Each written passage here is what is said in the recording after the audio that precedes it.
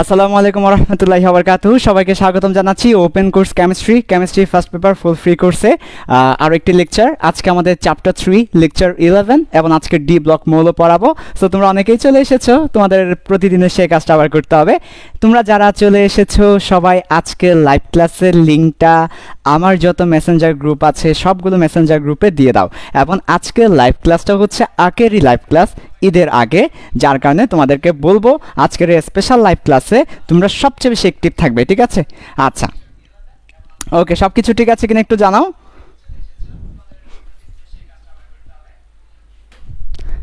ওকে, আশা করি সব কিছু ঠিক আছে। Sound quality, video quality, everything is okay কিনা একটু জানাও। আর তোমরা যারা আসা শুরু করেছো আজকের আখেরি লাইভ ক্লাস ঈদের আগে, সেজন্য একটু স্পেশাল হবে। আজকে খুব বেশি পড়াবো না, কারণ আখেরি ক্লাসে, তাই না? আচ্ছা, আজকে গল্প হবে বেশি, কথা হবে বেশি। শেষে তোমাদের জন্য দোয়া মাহফিলের ব্যবস্থা থাকবে, মোনাজাতের ব্যবস্থা থাকবে, তবারুকাতের ব্যবস্থা থাকবে। সেজন্য আজকে লাইভ ক্লাসে শেয়ার চাই বেশি বেশি।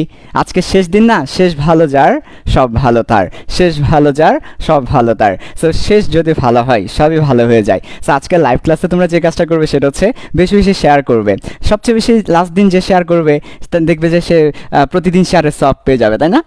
আচ্ছা, এমনটি হবে কিনা আমি জানি না আসলে। আচ্ছা, যাই হোক, তো তোমরা যারা আসা শুরু করেছো এখনই বিভিন্ন ফেসবুক গ্রুপগুলোতে শেয়ার করে দাও। আমার যত মেসেঞ্জার গ্রুপ আছে, আমার ছাড়াও তোমাদের ফ্রেন্ড সার্কেলের যত মেসেঞ্জার গ্রুপ আছে, কলেজের স্কুলের পড়াশোনার যত মেসেঞ্জার গ্রুপ আছে, সবগুলো মেসেঞ্জার গ্রুপে আজকে লাইভ ক্লাসের লিঙ্কটা কপি করে দিয়ে দাও। আমাদের লাইভ ক্লাসটা সরাসরি মেসেঞ্জারে দেওয়া যায়, সো মেসেঞ্জারে দিয়ে দাও। তারপর তোমাদের যেসব ফ্রেন্ড প্রতিদিন তোমাদের সাথে ক্লাস করতো, বা যেসব ফ্রেন্ড ক্লাস করে না কিন্তু তোমাদের মনে হচ্ছে তাদেরকেও করানো উচিত, তাদেরকে মেনশন দিয়ে দাও। ওকে, আচ্ছা। সো অনেকেই লাইভ ক্লাস আসা শুরু করেছে। আজকে আমাদের ফিল্ড সায়েন্সে ওপেন কোর্স কেমিস্ট্রি ফার্স্ট পেপারের যে ধারাবাহিক একটা কোর্স, ফ্রি লাইভ ক্লাসের কোর্স, এটার আজকে ঈদের আগে বন্ধ দিয়ে দিব, শেষ ক্লাস। সো শেষ ক্লাস হিসেবে এটা খুবই স্পেশাল, খুবই অন্যরকম, খুবই চমৎকার।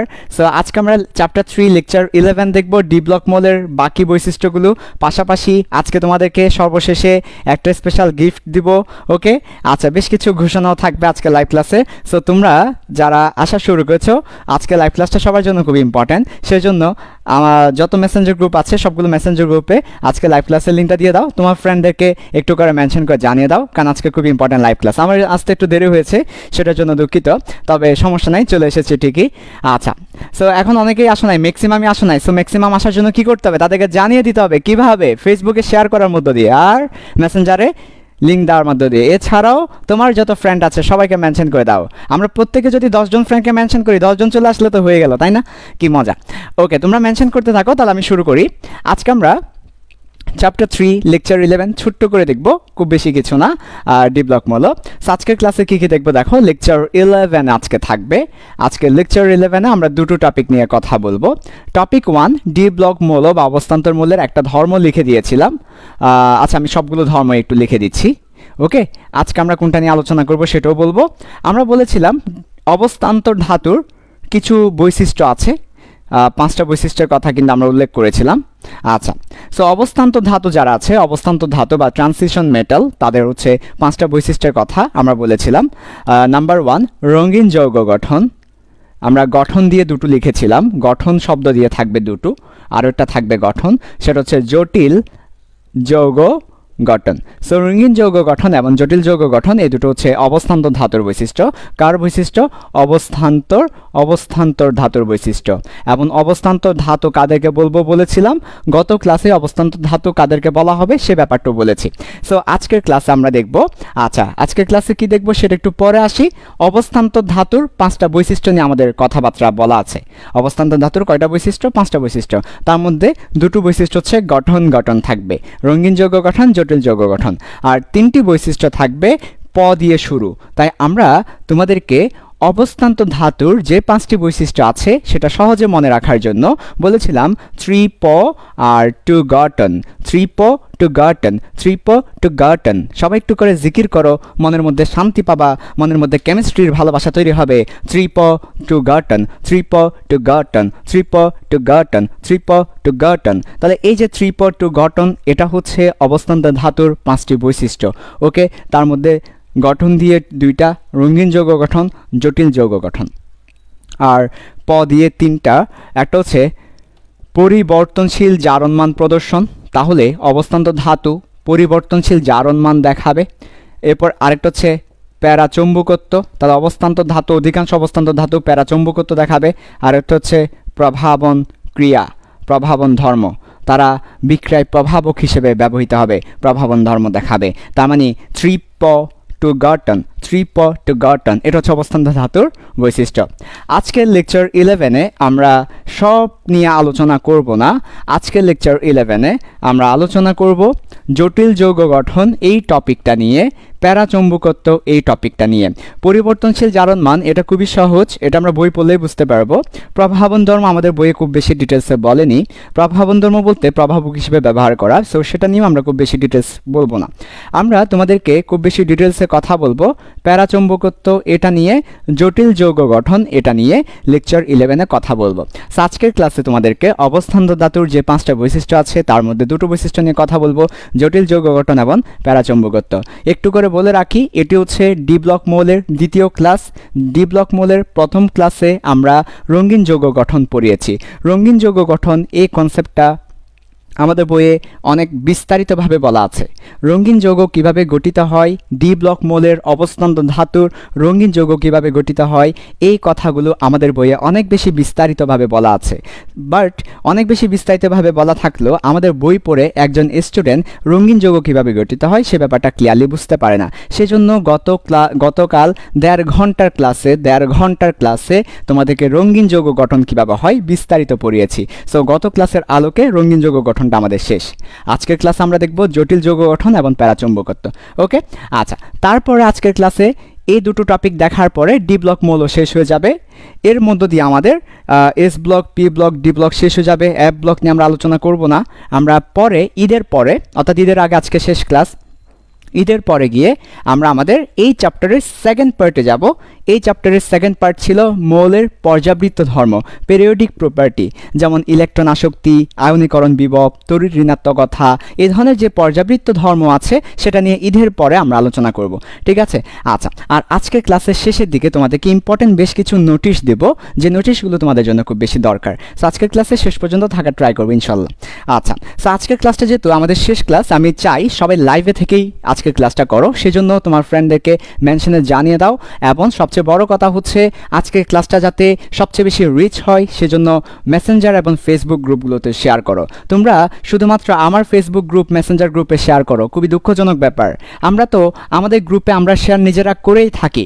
তোমাদের উচিত হবে সারা বাংলাদেশের প্রত্যেকটা ফেসবুক গ্রুপে শেয়ার করা যেখানে আমরা নেই, তোমরা আছো। ওকে, এবং তোমাদের উচিত হবে তোমাদের যত ফ্রেন্ড আছে সে যেখানে থাক না কেন তাদেরকে এই লিঙ্কগুলো দেওয়া। ওকে, আচ্ছা, আমাদের ওপেন কোর্স কেমিস্ট্রি ফার্স্ট পেপারের ফুল ফ্রি কোর্স আমরা সেই 3 মাস ধরে পড়াচ্ছি এবং আরও পড়াবো, ভালো করে ফুল ফার্স্ট পেপারটা শেষ করব। তো সবচেয়ে বড় কথা হচ্ছে আমাদের ক্লাসগুলোর কোনো কপিরাইট নেই। এই ক্লাসগুলো যে কেউ যে কোনোভাবে, যে কোনো চ্যানেলে যে কোনোভাবে আপলোড দিতে পারবে, যে কোনোভাবে শেয়ার করতে পারবে, যে কোনোভাবে ডাউনলোড করতে পারবে, যেভাবে খুশি সেভাবে করতে পারবে। শুধু একটা সমস্যা আছে, সেটা হচ্ছে আমাদের ক্লাসগুলো যে কেউ ডাউনলোড করো, অন্য কোথাও আপলোড দাও, অন্য কোনো গ্রুপে আপলোড দাও, আমাদের কোনো দুঃখ নাই, আমরা খুবই খুশি হব। কারণ আমাদের মূল থিম হচ্ছে কি, ছড়িয়ে দাও 56,000 বর্গ মাইল। তবে দুটো ব্যাপার মাথায় রাখতে হবে। নাম্বার 1, আমাদের ক্লাসগুলো যে ফিল্ড সায়েন্সে হচ্ছে, ফিল্ড সায়েন্সের লিঙ্কটা দেওয়া থাকতে হবে। কারণ সবসময় একজন স্টুডেন্ট অন্তত জানো যে ক্লাসগুলো আসলে হচ্ছে কোথায়। সো ফিল্ড সায়েন্সকে ক্রেডিট দিয়ে দিতে হবে, এই ক্লাসগুলো ফিল্ড সায়েন্সের ক্রেডিটের আন্ডারে। আর 2 নাম্বার হচ্ছে ব্যবসায়িক কাজে ব্যবহার করা যাবে না। আমাদের এই ক্লাসগুলো কোনোভাবেই ব্যবসায়িক কাজে ব্যবহার করা যাবে না। এছাড়া যে কেউ যে কোনো ইউটিউব চ্যানেলে আনলিস্টেড করে দিতে পারো, যে কোনোভাবে দিতে পারো, কিন্তু টাকা ইনকাম করা যাবে না। আমাদের এই কোর্সটার জন্য টাকা ইনকাম করা সম্পূর্ণ হারাম। এই কোর্সের বিনিময়ে কেউ টাকা ইনকাম করা সম্পূর্ণ হারাম। আচ্ছা, আমরা শুরু করি এবার, ভালো করে খেয়াল করো। সো আমরা দুটো প্রপার্টি দেখব আজকে। একটা হচ্ছে ম্যাগনেটিক প্রপার্টি, আর একটা হচ্ছে জটিল যৌগ গঠন, কমপ্লেক্স কম্পাউন্ড ফরমেশন। ওকে, আমরা শুরু করব প্রথমে ম্যাগনেটিক প্রপার্টি দিয়ে। So magnetic property of D block transition metal, এটা হচ্ছে আমাদের হেডিং। সবাই হেডিংটা লিখো।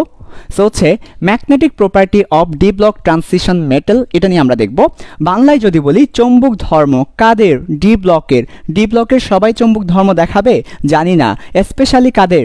ট্রানজিশন মেটালের। সো একটু ব্রেকেট দিয়ে দেব, স্পেশালি ট্রানজিশন মেটাল, অবস্থান্তর ধাতু। ওকে, এখন আমরা দেখব এই ব্যাপারটা।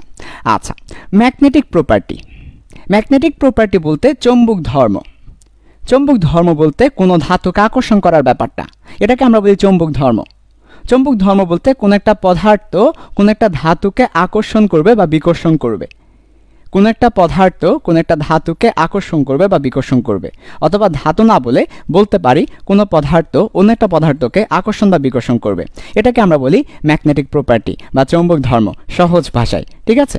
আচ্ছা, তো এখন আমরা দেখব ডি ব্লক মৌলসমূহের ম্যাগনেটিক প্রপার্টিটা। ওকে, সো এটার জন্য আমরা স্টেপ ওয়াইজ তোমাদেরকে দেখাবো। একদম প্রথমে যে স্টেপটা থাকবে, স্টেপ 1, একদম প্রথমে যে কথাটা আমরা বলবো স্টেপ 1, সেটা হচ্ছে ইলেকট্রন ঘুরলে চারপাশে ম্যাগনেটিক ফিল্ড তৈরি হবে।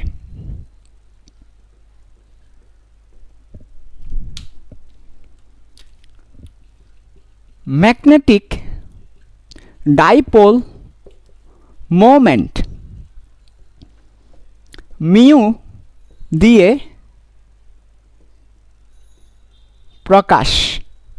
ম্যাগনেটিক ডাইপোল মোমেন্ট দিয়ে এই ম্যাগনেটিক ফিল্ড পরিমাপ করে থাকি।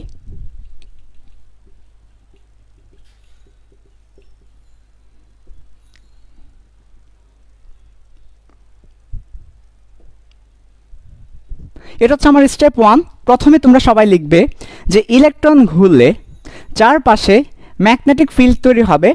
ম্যাগনেটিক ডাইপোল মোমেন্ট যেটাকে মিউ দিয়ে প্রকাশ করে থাকি, দিস ইজ কল মিউ দিয়ে প্রকাশ করে থাকি। এই মিউ দিয়ে বা ম্যাগনেটিক ডাইপোল মোমেন্ট দিয়ে ম্যাগনেটিক ফিল্ড পরিমাপ করে থাকি, ম্যাগনেটিক ফিল্ডের মানটা পরিমাপ করে থাকি। এটা হচ্ছে স্টেপ 1। তাহলে স্টেপ 1 আমাদেরকে কি বলছে, সব একটু দ্রুত লিখবো, একটু দ্রুত লিখতে হবে তোমাদেরকে। ইলেকট্রন ঘুরলে চারপাশে ম্যাগনেটিক ফিল্ড তৈরি হবে, ম্যাগনেটিক ডাইপোল মোমেন্ট মিউ দিয়ে এটাকে প্রকাশ করা হয়। আচ্ছা, তাহলে ম্যাগনেটিক ডাইপোল মোমেন্ট দিয়ে ম্যাগনেটিক ফিল্ড আমরা পরিমাপ করে থাকি। একথার অর্থ হচ্ছে আমাদের একজন বিজ্ঞানী ছিলেন, বিজ্ঞানীর নাম হচ্ছে ওয়ারস্টেড। বিজ্ঞানী ওয়ারস্টেড বলেন যে কোন একটা চার্জ, হোক সেটা পজিটিভ হোক সেটা নেগেটিভ, কোন একটা চার্জ যদি মুভ করে, যদি গতিশীল হয়, অথবা যদি কোন একটা চার্জ ঘোরাঘুরি করে, রোটেট করে, কি করে ঘুরলে, তাহলে কোন একটা চার্জ যদি সামনের দিকে যায় অথবা ঘুরে তাহলে কি হবে? কোন একটা চার্জ যদি ঘুরে অথবা সামনের দিকে যায়, কে চার্জ কি হলে? ঘুরলে অথবা গতিশীল হলে, কে চার্জ। তাহলে কোন একটা চার্জ ঘুরলে বা গতিশীল হলে তার চারপাশে তার চারপাশে এই যে চারপাশে একটা চৌম্বক ক্ষেত্র তৈরি হবে। কি তৈরি হবে? চৌম্বক ক্ষেত্র তৈরি হবে, ম্যাগনেটিক ফিল্ড তৈরি হবে। এ কথা আমি বলিনি, আমার বাবা ওয়ারস্টেড বলেছেন এ কথা। আমার বাবা, তোমার বাবা, জাতির বাবা, দশের বাবা, দেশের বাবা ওয়ারস্টেডে কথা বলেছেন। তাহলে কোন একটা চার্জ গতিশীল হলে বা ঘুরলে তার চারপাশে একটা ম্যাগনেটিক ফিল্ড তৈরি হবে। যেহেতু ইলেকট্রন সাহেব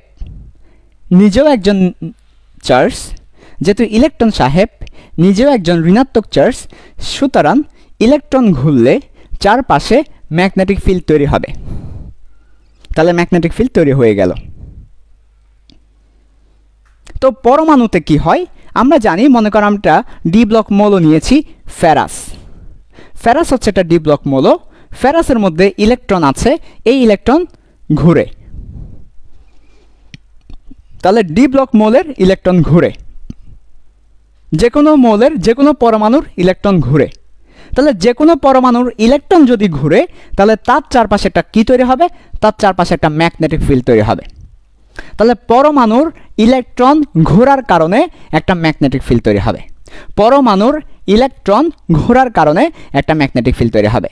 যে কোনো পরমাণুর ইলেকট্রন ঘোরার কারণে ম্যাগনেটিক ফিল্ড তৈরি হবে। সে কথাই প্রথম লাইনে বলা হয়েছে, ইলেকট্রন ঘুরলে চারপাশে ম্যাগনেটিক ফিল্ড তৈরি হবে। অনেকে প্রশ্ন করতে পারে, ইলেকট্রন ঘুরলে কেন কেন কেন ম্যাগনেটিক ফিল্ড তৈরি হবে?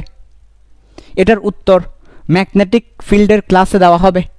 ফিজিক্সের সেকেন্ড পেপারের চ্যাপ্টার 4, ফিজিক্সের সেকেন্ড পেপারের চ্যাপ্টার 4 যদি আমার কাছে কেউ পড়ে থাকো, লেকচার 2তেই এটার অ্যান্সার পেয়ে যাবে।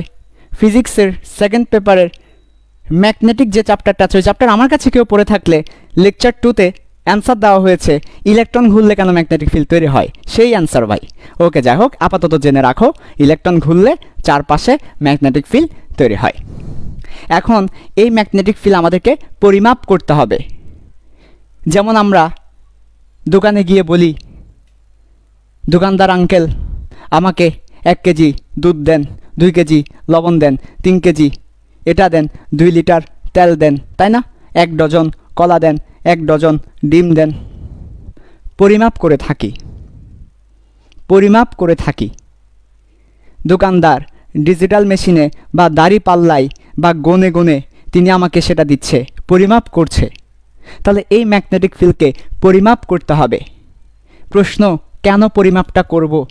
কারণ পরিমাপ করলে আমরা কম্পেয়ার করতে পারি কোনটা কম কোনটা বেশি। পরিমাপ না করলে সেই কাজটা করতে পারি না।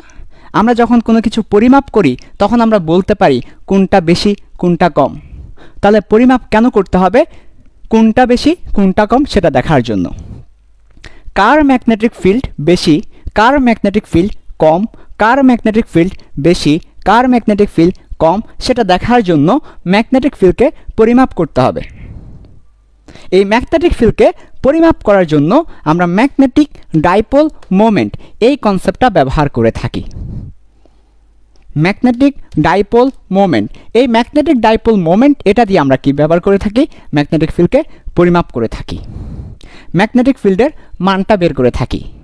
কার ম্যাগনেটিক ফিল্ড কতটা স্ট্রং, কতটা শক্তিশালী, কতটা বেশি, কে কত বেশি চৌম্বক এটা আমরা পরিমাপ করে থাকি ম্যাগনেটিক ডাইপোল মোমেন্ট দিয়ে। ম্যাগনেটিক ডাইপোল মোমেন্ট দিয়ে। তো ম্যাগনেটিক ডাইপোল মোমেন্টের কনসেপ্টও আমাদের ফিজিক্সের সেকেন্ড পেপারের ম্যাগনেটিক চ্যাপ্টারে ক্লিয়ার করা হবে, কারণ এগুলো ফিজিক্সের কনসেপ্ট। আমাদের বইয়ে কেমিস্ট্রিতে জাস্ট হালকা পাতলা করে বলা আছে যে ম্যাগনেটিক ফিল্ড তৈরি হয় ম্যাগনেটিক ডাইপোল মোমেন্ট দিয়ে, সেটাকে পরিমাপ করে থাকি। সো আমরা এতটুকুই বলতে পারছি। আচ্ছা, সো স্টেপ 1-এ কী বললাম একটু করে সামারি দিয়ে দিচ্ছি। ইলেকট্রন ঘুরলে চারপাশে ম্যাগনেটিক ফিল্ড তৈরি হবে। ইলেকট্রন ঘুরলে চারপাশে ম্যাগনেটিক ফিল্ড তৈরি হবে। এই ম্যাগনেটিক ডাইপোল মোমেন্ট দিয়ে ম্যাগনেটিক ফিল্ডকে পরিমাপ করে থাকবো। এবার স্টেপ 2-তে আসবো। স্টেপ 2-তে আসো। স্টেপ 2, যা পড়াবো মাথায় সেট হয়ে যেতে হবে। নর্মালি এমনভাবে পড়তে হবে যে ক্লাসে পড়া ক্লাসে শেষ, মাথায় সেট হয়ে যেতে হবে। মাথায় সেট, যা পড়াবো মাথায় সেট হয়ে যেতে হবে ইনশাল্লাহ। ওকে, স্টেপ 2 আসো। স্টেপ 2 হচ্ছে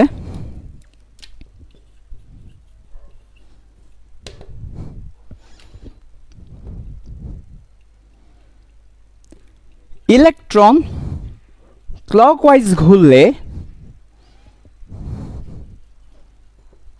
যেদিকে ম্যাগনেটিক ফিল্ড কাজ করে স্বাভাবিকভাবে, কিভাবে? স্বাভাবিকভাবে। কমন সেন্স বলে ইলেকট্রন অ্যান্টি ক্লকওয়াইজ ঘুরলে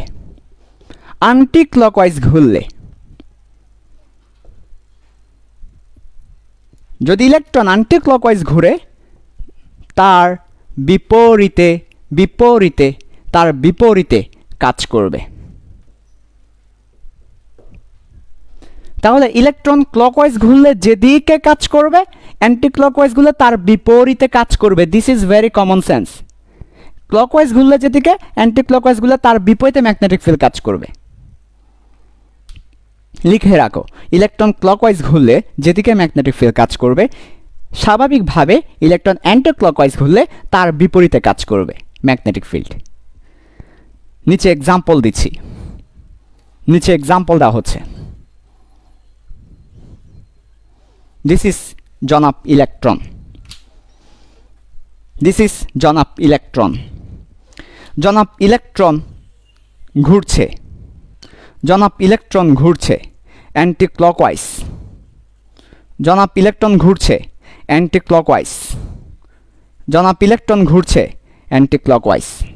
তাহলে যেদিকে নর্থ পোল তৈরি হবে এবং যেদিকে সাউথ পোল তৈরি হবে, নর্থ পোল সাউথ পোল, উত্তর মেরু দক্ষিণ মেরু তৈরি হবে, ইলেকট্রন জনাব ইলেকট্রন যদি তার বিপরীতে ঘুরে, ক্লকওয়াইজ ঘুরে, তার বিপরীতে ঘুরে, জনাব ইলেকট্রন যদি তার বিপরীতে ঘুরে, ক্লকওয়াইজ ঘুরে, তাহলে অবশ্যই চেঞ্জ হয়ে যাবে। তাহলে অ্যান্টি ক্লকওয়াইজ ঘুরলে যেদিকে নর্থ এবং সাউথ তৈরি হবে, যদি ক্লকওয়াইজ ঘুরে বিপরীত দিকে ঘুরে, তাহলে সাউথ পোল হয়ে যাবে উপরে এবং নর্থ পোল হয়ে যাবে নিচে, অর্থাৎ উল্টো হয়ে যাবে। এটা হচ্ছে স্টেপ 2। ইলেকট্রন ক্লকওয়াইজ ঘুরলে যেদিকে ম্যাগনেটিক ফিল্ড তৈরি হবে, অ্যান্টি ক্লকওয়াইজ ঘুরলে তার বিপরীতে ম্যাগনেটিক ফিল্ড তৈরি হবে, অর্থাৎ নর্থ সাউথ উল্টে যাবে। ঠিক আছে? আচ্ছা, জেনে রাখা ভালো, লিখে রাখো, জেনে রাখা ভালো, জেনে রাখা ভালো, কি বলো না, কি বলো না। ম্যাগনেটিক ফিল্ড চৌম্বক ক্ষেত্র আর কি নর্থ থেকে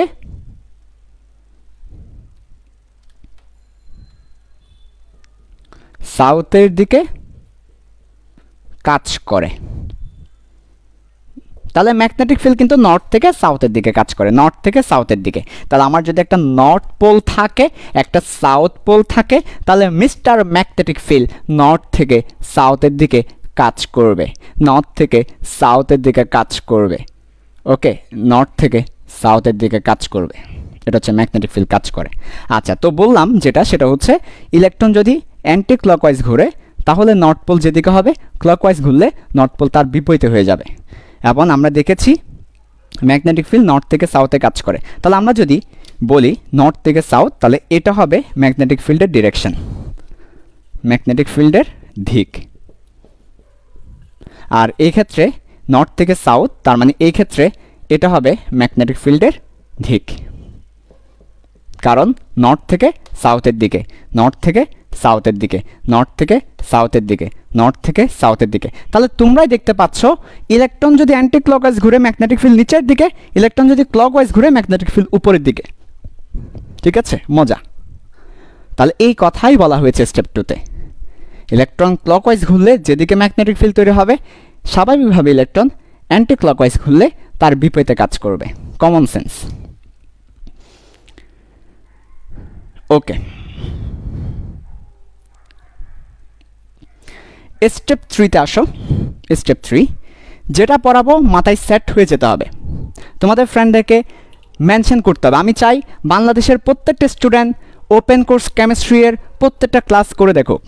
আমরা এখন পর্যন্ত চ্যাপ্টার 2-এ 17টি ক্লাস নিয়েছি, চ্যাপ্টার 3-তে লেকচার 11 আছি, লেকচার 9 এখনও দেওয়া হয়নি। লেকচার 9 হচ্ছে পি ব্লকের গ্রুপ 18, যেটা রেকর্ড দিয়ে দেওয়া হবে, সময় দিতে হবে, ওটা এখন লাগছে না আমাদের। আচ্ছা, সো আমরা মোটামুটি এখন পর্যন্ত 28টা ক্লাস নিয়েছি, 28টা লেকচার তোমাদের নিয়ে নিলাম। ঠিক আছে, আজকে ঈদের আগে শেষ ক্লাস, আজকে বিশেষ ঘোষণা আছে ক্লাস শেষে। এবার আসছে স্টেপ 3। স্টেপ 3-তে আসো। স্টেপ 3 হচ্ছে ডি ব্লক মৌলের, ঠিক আছে, ডি ব্লক মৌলের, সেটা ইও হতে পারে ডি ব্লক মৌলের, অথবা সেটা ক্যাটায়ন হতে পারে, ডি ব্লক মৌলের পরমাণু হতে পারে অথবা ক্যাটায়ন হতে পারে। ডি ব্লক মৌলের পরমাণু বা ক্যাটায়ন দুটাই হতে পারে। পরমাণু মানে যতটা ইলেকট্রন ততটা প্রোটন, সেটাকে পরমাণু বলি। ক্যাটায়ন মানে ইলেকট্রনের অভাব, সেটাকে ক্যাটায়ন বলি। সো ডি ব্লক মৌলের পরমাণু বা ক্যাটায়নে যদি, কি বললাম, যদি, তাহলে ডি ব্লক মৌলের পরমাণু বা ক্যাটায়নে যদি পেয়ার ইলেকট্রন থাকে, কি থাকে, পেয়ার ইলেকট্রন থাকে, তবে এখানে একটা কথা বলতে হবে, সেটা হচ্ছে আমরা এখানে একটা কথা বলতে পারলে ভালো যদি বলার আগে, সেটা হচ্ছে ডি ব্লক মোলের পরমাণু বা ক্যাটায়নে সর্বশেষ কক্ষপথে, সেটা বুঝে নিতে হবে। তাও আমরা লিখে দিচ্ছি সর্বশেষ কক্ষপথ। তবে আরেকটু স্পেসিফিকলি স্টুডেন্টদের বুঝতে সুবিধার জন্য আমরা বলে দিলাম ডি অরবিটাল। তাহলে ডি অরবিটালে, তাহলে আমরা ডি অরবিটালে বেসিক্যালি এই ঘটনা দেখব। তাহলে ডি ব্লক মোলের পরমাণু বা ক্যাটায়নের সর্বশেষ কক্ষপথে, তো আমরা আসলে ডি অরবিটালকে বোঝাচ্ছি সর্বশেষ কক্ষপথ বলতে, তার মানে ডি অরবিটালে। সো ডি অরবিটালে কোথায়? ডি অরবিটালে। সবাই আবার বলো কোথায়? ডি অরবিটালে। যদি ডি অরবিটালে কি? ডি অরবিটালে যদি পেয়ার ইলেকট্রন থাকে, মানে জোড়া ইলেকট্রন থাকে, তাহলে পেয়ার ইলেকট্রন থাকে বা জোড়া ইলেকট্রন থাকে, তাহলে দুইজন দুই দিকে ঘুরবে, একজন ক্লকওয়াইজ আরেকজন অ্যান্টি ক্লকওয়াইজ। দুইজন দুই দিকে ঘুরবে, যদি দুইটা ইলেকট্রন থাকে, জোড়া ইলেকট্রন থাকে, দুইজন দুই দিকে ঘুরবে। ফলে ম্যাগনেটিক ফিল্ড, সংক্ষেপে লিখব না, ম্যাগনেটিক ফিল্ড পরস্পরের বিপরীত হবে। অতঃপর ভালোবেসে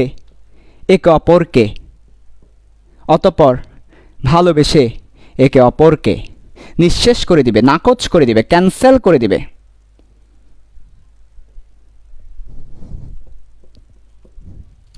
তারপর এই মহাপৃথিবীতে কোনো চৌম্বক ক্ষেত্র পাওয়া যাবে না।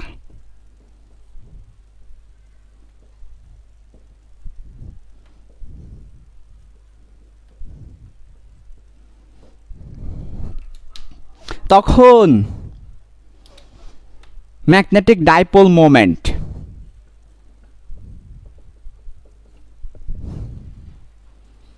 মিউ এর মান 0 হবে।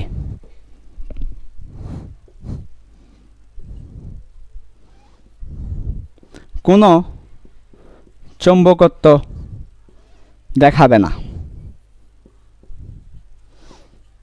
একে ডায়া ম্যাগনেটিক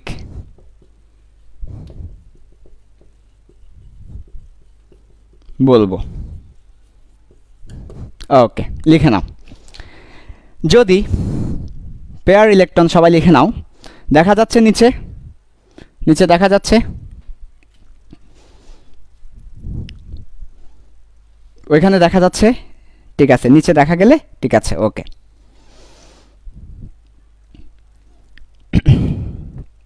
লিখে নাও, তারপর বুঝিয়ে দিচ্ছি।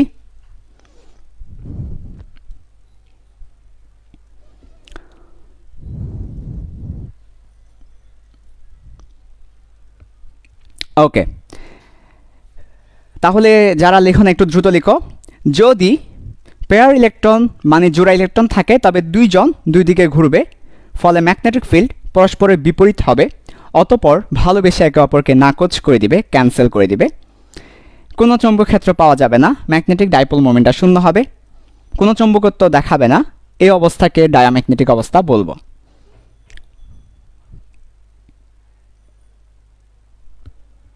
ওকে, আশা করি লেখা শেষ। সো এবার দেখো, বুঝিয়ে দিচ্ছি ব্যাপারটা, দেখো ভালো করে।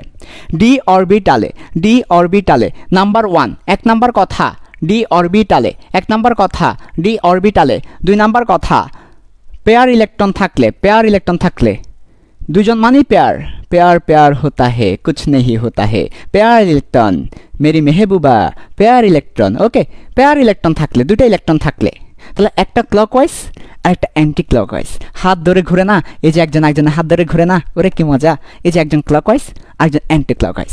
তাহলে পেয়ার ইলেকট্রন থাকলে, তাহলে দুইজন দুই দিকে ঘুরবে, দুইজন দুই দিকে ঘোরার ফলে একজন ক্লকওয়াইজ একজন অ্যান্টি ক্লকওয়াইজ। তা আমরা একটু আগে দেখিয়েছি তোমাদেরকে স্টেপ 2তে আমরা দেখিয়েছি যে ক্লকওয়াইজ ঘুরলে ম্যাগনেটিক ফিল্ড যেদিকে, অ্যান্টি ক্লকওয়াইজ ঘুরলে তার বিপরীতে। তাহলে ম্যাগনেটিক ফিল্ড পরস্পরের বিপরীত হবে, ফলে একজন একজনকে ক্যান্সেল করে দিবে। তাহলে ম্যাগনেটিক ফিল্ড পাওয়া যাবে না, চৌম্বক ক্ষেত্র বা ম্যাগনেটিক ফিল্ড পাওয়া যাবে না। তাহলে ম্যাগনেটিক ফিল্ড পাওয়া না গেলে ম্যাগনেটিক ডাইপোল মোমেন্ট শূন্য হবে, কোনো চৌম্বকত্ব দেখাবে না, কারণ ম্যাগনেটিক ফিল্ড নাই, সে চৌম্বকত্ব দেখাবে কেমনে? এই অবস্থাকে আমরা বলি ডায়াম্যাগনেটিক। ডায়াম্যাগনেটিক অর্থাৎ চৌম্বকত্ব দেখায় না। ডায়া শব্দের অর্থ হচ্ছে অ অ অ অ মানে নয়, অ মানে দেখাবে না, অম্যাগনেটিক, অমানুষ, মানুষ নয়, অম্যাগনেটিক, ম্যাগনেটিক নয়, তাহলে ডায়াম্যাগনেটিক। ডায়াম্যাগনেটিক। তাহলে ডায়াম্যাগনেটিক কখন হবে? ডি অরবিটালে জোড়া ইলেকট্রন থাকলে, জোড়া ইলেকট্রন থাকলে, জোড়া ইলেকট্রন থাকলে তাহলে তখন চৌম্বক ক্ষেত্র দেখাবে না, ডায়াম্যাগনেটিক হবে। ডি অরবিটালে জোড়া ইলেকট্রন থাকলে কেন ডায়াম্যাগনেটিক হবে? খুবই সিম্পল ব্যাপার। ডি অরবিটালে পেয়ার ইলেকট্রন থাকলে কেন ডায়াম্যাগনেটিক হবে? খুবই সিম্পল ব্যাপার। একটা ইলেকট্রন যেদিকে ঘুরবে আরেকটা ইলেকট্রন তার বিপরীতে ঘুরবে, ফলে একটার নর্থ পোল এদিকে, সাউথ পোল এদিকে হলে আরেকটা সাউথ এদিকে, নর্থ এদিকে হবে, ফলে এটার চৌম্বক ক্ষেত্র এদিকে আর এটার চৌম্বক ক্ষেত্র এদিকে হবে, ফলে এই দুটো একজন একজনকে ক্যান্সেল করে দিবে, ক্যান্সেল করে দিবে, ক্যান্সেল করে দিবে।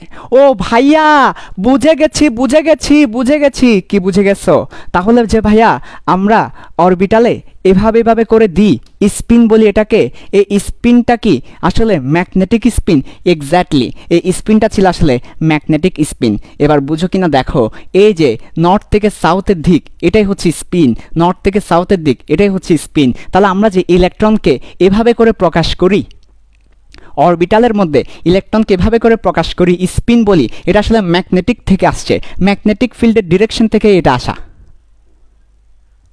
একজন একজনকে ক্যান্সেল করে দেয়। ম্যাগনেটিক ফিল্ডের ডিরেকশন থেকে এটা আসা, একজন আরেকজনকে ক্যান্সেল করে দেয়, এটাই হচ্ছে স্পিন। বিপরীত দিকে একজন ক্লকওয়াইজ একজন অ্যান্টি ক্লকওয়াইজ ক্যান্সেল করে দেয়, ফলে কোনো চৌম্বক ক্ষেত্র পাওয়া যায় না। এটাকে আমরা বলি ডায়াম্যাগনেটিক। বেসিক লাগবে, পড়াশোনা বেসিক দিয়ে হয়, এমন হয় না। এরপরে স্টেপ 4 আসো, লাস্ট স্টেপ ম্যাগনেটিজমের। সো আবার একটু করে স্টেপ 3 রিভিউ দিয়ে স্টেপ 4-এ যাচ্ছি।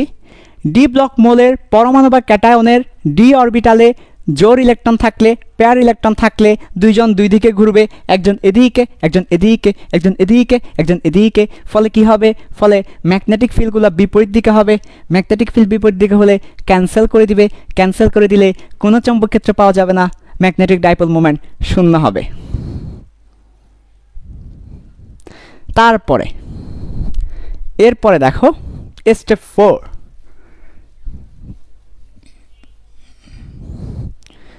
স্টেপ 4 দেখো, এটাই সর্বশেষ স্টেপ।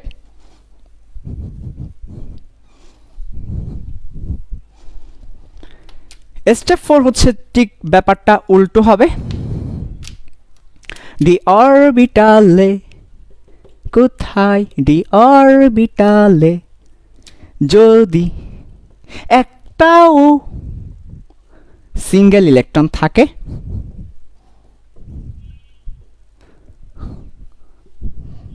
তবে তার ম্যাগনেটিক ফিল্ডকে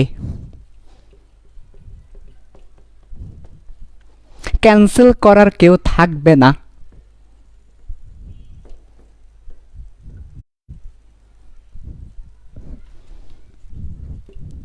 যদি একটাও সিঙ্গেল ইলেকট্রন থাকে, সিঙ্গেল, আমি সিঙ্গেল, আমি সিঙ্গেল, আমি সিঙ্গেল, তাহলে ম্যাগনেটিক ফিল্ড ক্যান্সেল করার কেউ থাকবে না। ম্যাগনেটিক ফিল্ড ক্যান্সেল করার কেউ থাকবে না, তখন ম্যাগনেটিক ফিল্ড থাকবে, তখন dipole moment not equal to 0 হবে, ম্যাগনেটিক ফিল্ড থাকবে, সে চৌম্বকত্ব দেখাবে, অতঃপর সে চৌম্বকত্ব দেখাবে। একে প্যারা চৌম্বকত্ব বলি, প্যারা চৌম্বকত্ব, প্যারা ম্যাগনেটিজম বলি, প্যারাচৌম্বক। তাহলে প্যারাচৌম্বক কি? প্যারাচুম্বক মানে হচ্ছে চুম্বকত্ব দেখানো, চুম্বকত্ব দেখানো, চুম্বকত্ব দেখানোকে আমরা বলি প্যারাচুম্বক। এটা কখন হবে? ডি অরবিটালে একটাও সিঙ্গেল ইলেকট্রন থাকলে তাকে ক্যান্সেল করার কেউ থাকবে না সিঙ্গেল হওয়ার কারণে। আর সিঙ্গেল বলে ক্যান্সেল করার কেউ নাই, ফলে ম্যাগনেটিক ডাইপোল কি হবে না, শূন্য হবে না, ফলে চুম্বকত্ব দেখাবে। লুচ্চা লুচ্চা লুচ্চা চিনো, লুচ্চা লুচ্চা চুম্বকত্ব জিনিসটাই লুচ্চাগিরি, আকর্ষণ করা ভাই, ডাকা, এই যে ভাই আসো, ভাই আসো, আমি আসি, আসো, ডাকা। চুম্বকত্ব জিনিসটাই হচ্ছে খুব খারাপ, অশ্লীল, খারাপ, ঠিক আছে? চুম্বকত্ব মানে হচ্ছে আকর্ষণ করা, আকর্ষণ মানে ডাকা, আসো, আসো না, আসি তো আমি, আসো, অ্যাভেলেবল, আসো। এই যে তার মানে সিঙ্গেল যারা আছে তাদের তো বুঝছো তারা কেমন, সিঙ্গেল মানি তো খারাপ, সিঙ্গেল মানি হচ্ছে শুধু চোখ যাবে কোথায় আছে ইলেকট্রন, বলছি ভাই, অন্য কিছু না। সিঙ্গেল মানি হচ্ছে শুধু চোখ যাবে কোথায় আছে কি জিনিস, ইলেকট্রন আর কি জিনিস, কোথায় জিনিস আছে দেখবে, হাপ্পাই হাপ্পাই, খাপ্পাই কাপ্পাই দেখবে কোথায় আছে। ও আচ্ছা আচ্ছা আচ্ছা, দেখছি দেখছি, মজা। হ্যাঁ, তাহলে সিঙ্গেল থাকলেই মনে করো যে সে আকর্ষণ দেখাবে, ম্যাগনেটিক ফিল্ড দেখাবে, ক্যান্সেল করে না। যদি মনে করো ডাবল, তাহলে কি হবে? এখন তো ভাই কি হবে কেমনে বলি, তোমাদের ভালো অভিজ্ঞতা আছে, আমার তো নাই। ডাবল হলে কি হবে? চোখ যখন এদিক দিয়ে দিবে আবার এদিক দিয়ে একটা ঘুষি মেরে এদিকে দিয়ে দিবে আর কি, চোখ যখন এদিকে আবার এদিকে করে ফেলতে হবে, কিছু করার নাই। ডায়াবেটিস বিআরএম রুগী, ডায়াবেটিস রুগীর মতো মিষ্টির দোকানে যাবে, মিষ্টি খাইতে পারবে না, কি আর করা। ডাবল যারা আর কি, বুঝো নাই, যারা ওই তো ডাবল জোড়া কাপল, কিছু করার নাই, হরেক রকম মিষ্টি আছে দোকানে, খাইতে পারবে না, ডায়াবেটিস রুগী, বুঝতে পেরেছ? বিয়ে যারা করে ফেলে তারা তো ডায়াবেটিস রুগী, হরেক রকম মিষ্টি আছে দোকানে, খাইতে পারবে না, বুঝলো নাই? মজা ভাই, মজা, জীবনটা মজা। হ্যাঁ, তবে সিঙ্গেল হলে সমস্যা নাই, সব মিষ্টির উপর খাওয়ার এখতিয়ার রাখে। ঠিক আছে, এটাই বুঝতে হবে তোমাকে, কেমিস্ট্রি মজা, জীবন কেমিস্ট্রি, ঠিক আছে? তাহলে যেটা বললাম স্টেপ 4, ডি অরবিটালে, হ্যাঁ, ডি অরবিটালে যদি একটাও সিঙ্গেল ইলেকট্রন থাকে তার ম্যাগনেটিক ফিল্ডকে ক্যান্সেল করার কেউ থাকবে না, তখন হচ্ছে ম্যাগনেটিক ডাইপোল মোমেন্ট শূন্য হবে না, সে চুম্বকত্ব দেখাবে, প্যারাচুম্বকত্ব। তো এই আর কি। তো চলো এবার এক্সাম্পল দিই, আমাদের মোটামুটি প্যারাচুম্বকত্বের ব্যাপারগুলো শেষ, এবার হচ্ছে এক্সাম্পল দিব। ওকে, দেখো, ঠিক আছে। এখন এক্সাম্পল দেখবো আমরা, এক্সাম্পলের পরে কার চুম্বকত্ব কত বেশি সেটা মেজার করে দেখাবো তোমাদেরকে একটা ফর্মুলা দিয়ে। তো মনে করো আমরা স্ক্যান্ডিয়াম 3+ দেখব, ফেরাস 2+ দেখব, জিঙ্ক 2+ দেখব, ওকে, এগুলো দেখলেই হবে মোটামুটি। তো স্ক্যান্ডিয়াম 3+ এর ইলেকট্রন বিন্যাসটা দেখো, স্ক্যান্ডিয়াম 3+ ইলেকট্রন বিন্যাস হচ্ছে আর্গন থাকবে, আর্গনের পর থেকে লিখব 4s2 3d1 ছিল, পরবর্তীতে এই 2টাও চলে গেল, এই 1টাও চলে গেল, ফলে 2ও চলে গিয়েছে, 1ও চলে গিয়েছে, তাহলে কি হয়ে যাবে? এটাও 0 হয়ে যাবে, এটাও 0 হয়ে যাবে, বুঝতে পেরেছ? তাহলে স্ক্যান্ডিয়ামের ক্ষেত্রে 4s2 3d1 ছিল, পরবর্তীতে 3+, স্ক্যান্ডিয়াম 3+ বলতে কি বোঝাচ্ছে? স্ক্যান্ডিয়াম 3+ বলতে এখান থেকেও 2টা চলে গিয়েছে, এখান থেকেও একটা চলে গিয়েছে, তাহলে আমরা ব্যাপারটাকে লিখতে পারি, পাশে লিখতেছি, হ্যাঁ, পাশে লিখলে 4s0 3d0, তাহলে তার কোনো সিঙ্গেল ইলেকট্রন নেই, তার কোনো সিঙ্গেল ইলেকট্রন নেই, আমরা দেখতে পাচ্ছি তার কোনো সিঙ্গেল ইলেকট্রন নেই। ওকে, তো সিঙ্গেল ইলেকট্রন না থাকার কারণে সে চৌম্বকত্ব দেখায় না, তার মানে এটা হচ্ছে ডায়াচুম্বক। ওকে, তাহলে কোনো সিঙ্গেল ইলেকট্রন না থাকলে সে কি দেখাবে না? চৌম্বকত্ব দেখাবে না, ডায়াচুম্বক। এরপরে ফেরাসের ক্ষেত্রে আসি, ফেরাসের ইলেকট্রন বিন্যাসটা দেখো, আর্গন, তারপর 4s2 3d6 ছিল, পরবর্তীতে 2টো ইলেকট্রন চলে যাবে, সো 2টো ইলেকট্রন চলে গেলে তার ইলেকট্রন বিন্যাসটা হবে 4s0 3d6, 6টা ইলেকট্রন রয়ে যাবে, তাহলে 4s-এ কোনো ইলেকট্রন নাই, বাট 3d-তে ইলেকট্রন আছে। তো কয়টা ইলেকট্রন আছে? 6টা, তার মানে সিঙ্গেল দিয়ে একটা ফিল আপ হবে, তারপরে একটা ডাবল হবে। তো আমরা দেখতে পাচ্ছি এখানে 4টা সিঙ্গেল ইলেকট্রন আছে, 4টি সিঙ্গেল ইলেকট্রন থাকার কারণে ডেফিনেটলি সে কি দেখাবে? 4টা সিঙ্গেল ইলেকট্রন তাদের কেউই ক্যান্সেল হবে না, এগুলো সব সিঙ্গেল ইলেকট্রন। ডাবল ইলেকট্রন হচ্ছে শুধু এটা, একই অরবিটালে থাকতে হবে, একই অরবিটালে ডাবল ইলেকট্রন থাকলে সে কোনো চৌম্বকত্ব দেখাবে না, তার মানে ও কোনো চৌম্বকত্ব দেখাবে না, কিন্তু 4জন দেখাবে, তাহলে ওর জন্য হবে ডায়া, আর 4জনের জন্য হবে প্যারা। তো ডেফিনেটলি একজন ডায়া 4জন প্যারা, তাহলে তো প্যারাই জিতবে, তাই না? একজন ডায়া 4জন প্যারা, এই যে একজন ডায়া, 4 জন প্যারা। কে জিতবে? প্যারা জিতবে, তার মানে এটা আলটিমেটলি কি হবে? প্যারাম্যাগনেটিক হবে। তাহলে এটা প্যারাম্যাগনেটিক হবে। তাহলে ফেরাস 2+ কি? প্যারাম্যাগনেটিক। তবে ফেরাসে যেহেতু 4টা ইলেকট্রন আছে, 4টা মানে অনেক শক্তিশালী প্যারাম্যাগনেটিক, সে অনেক বেশি শক্তিশালী প্যারাম্যাগনেটিকদেরকে আমরা বলি ফেরোম্যাগনেটিক। তাহলে ফেরোম্যাগনেটিক কি জিনিস আবার? ফেরোম্যাগনেটিক হচ্ছে শক্তিশালী প্যারাম্যাগনেটিক, শক্তিশালী প্যারাম্যাগনেটিক, সুপার প্যারাম্যাগনেটিক। যদিও ফিজিক্সে এগুলো চেঞ্জ হবে ডেফিনেশন, ফিজিক্সে কিন্তু ডেফিনেটলি সব ডেফিনেশনগুলো হালকা পাতলা চেঞ্জ হবে। তোমরা যারা ফিজিক্স পড়বে সেকেন্ড পেপার, ম্যাগনেটিজম যখন পড়বে, ম্যাগনেটিজম অলরেডি সেকেন্ড ইয়ারে যারা আছো তারা পড়েছো, তাদেরকে পড়িয়েছি। সো ওইখানে কিন্তু ডেফিনেশনগুলো অনেকটা চেঞ্জ হবে এবং এগুলো আরও বিস্তারিত পড়ানো হবে। তো আপাতত যেহেতু কেমিস্ট্রি ক্লাস, আমাদের ফিজিক্স ব্যাকগ্রাউন্ড নাই, সেজন্য আমরা কেমিস্ট্রিতে সহজ করে বলছি যে শক্তিশালী প্যারাম্যাগনেটিককে আমরা ফেরোম্যাগনেটিক বলবো। অর্থাৎ শক্তিশালী বলতে কি বোঝাচ্ছেন? শক্তিশালী বলতে বোঝাচ্ছি সিঙ্গেল ইলেকট্রন বেশি থাকা। কতটা থাকা? 3টা বা 4টা বা 5টা সিঙ্গেল ইলেকট্রন থাকলে তাদেরকে আমরা নর্মালি ফেরোম্যাগনেটিক বলে থাকি। তাহলে শক্তিশালী কাকে বলবো? 3টা বা 4টা বা 5টা সিঙ্গেল ইলেকট্রন থাকলে তাদেরকে আমরা কি বলে থাকি? তাদেরকে আমরা শক্তিশালী প্যারাম্যাগনেটিক বলে থাকি। আর শক্তিশালী প্যারাম্যাগনেটিককে আমরা কি বলি? ফেরোম্যাগনেটিক বলি। তো এই ধরনের কারা কারা দেখায়? এই ধরনের ফেনিকো, এরা হচ্ছে ফেরোম্যাগনেটিক, মনে রাখবা ফেনিকো। তাহলে কারা ফেরোম্যাগনেটিক? ফেনিকো। ফে দিয়ে হচ্ছে ফেরাস লোহা, নি দিয়ে নিকেল, কো দিয়ে কোবাল্ট। তাহলে ferrous nickel cobalt, ferrous nickel cobalt, ফেনিকো ফেনিকো ফেনিকো ফেনিকো ফেনিকো ফেনিকো, ফেরাস নিকেল কোবাল্ট ফেনিকো, এর হচ্ছে ফেরোম্যাগনেটিক পদার্থ। পরীক্ষায় এমসিকিউতে আসবে নিচের কোনটি ফেরো, তখন তুমি বলবা ফেনিকো। আর ফেনিকো বাদে ওইরকম যারা আছে তারা প্যারাম্যাগনেটিক পদার্থ, ঠিক আছে? আচ্ছা, তাহলে আবার বলছি ফেনিকো ফেনিকো ফেনিকো ফেনিকোই ফেনিকোই। ওকে, তো এটা হচ্ছে ফেরোম্যাগনেটিক পদার্থ। শক্তিশালী প্যারাম্যাগনেটিকদেরকে ফেরোম্যাগনেটিক বলে থাকবো। যেমন তুমি দেখতেই পাচ্ছ 4টা সিঙ্গেল ইলেকট্রন আছে, তার মানে অনেক বেশি শক্তিশালী। অনেক বেশি শক্তিশালী হলে তখন আমরা তাকে কি বলি? ফেরোম্যাগনেটিক বলি। তবে এই কথা যে সবসময় সত্য হবে সেটাও কিন্তু না। 3টা ইলেকট্রন থাকার পরও অনেকজনকে আমরা ফেরো বলবো না। 3টে ইলেকট্রন আছে তাও আমরা কি বলবো না? ফেরো বলবো না। কিসের উপর ডিপেন্ড করে? আর অনেকগুলো ব্যাপারের উপর ডিপেন্ড করে এটা। তাই তোমাদেরকে বলেছি যে আসলে এই ব্যাপারগুলো কিন্তু ডেফিনেশনটা ফিজিক্সে গেলে আরও বিস্তারিত জানবে যে এই ব্যাপারগুলো কেন হয় আসলে, ঠিক আছে? তা আপাতত হালকা পাতলা বোঝার জন্য বলে রাখি, শক্তিশালী প্যারাম্যাগনেটিক হলেই ফেরো বলে ফেলবো। তো শক্তিশালী বুঝবো কেমনে? 3টা 4টা বা 5টা সিঙ্গেল ইলেকট্রন থাকলেই শক্তিশালী ধরে নিব। তো এ ধরনের কারা কারা আছে? ফেরাস নিকেল কোবাল্ট ফেনিকো, এদেরকে ফেরোম্যাগনেটিক বলা হয়, ঠিক আছে? ওকে ভাইয়া, এবার চলে আসো জিঙ্ক 2+, এটা কি ডায়াম্যাগনেটিক নাকি ফেরোম্যাগনেটিক সেটা দেখব। ওকে, আর্গন 4s2 3d10 জিঙ্কের ইলেকট্রন বিন্যাস। পরবর্তীতে দুটি ইলেকট্রন চলে যাবে, সো 4s0 3d10 হবে। ডি অরবিটাল ড্র করব। ওকে, তারপর সো 10টা ইলেকট্রন আছে, সব ডাবল, সিঙ্গেল কোনো ইলেকট্রন নেই। তাহলে যেহেতু নো সিঙ্গেল ইলেকট্রন, সবই ডাবল, তাহলে মিষ্টির দোকানে গিয়ে মিষ্টি খেতে পারবে না, আকর্ষণ দেখাতে পারবে না, নো সিঙ্গেল ইলেকট্রন, ফলে সে হবে ডায়াম্যাগনেটিক।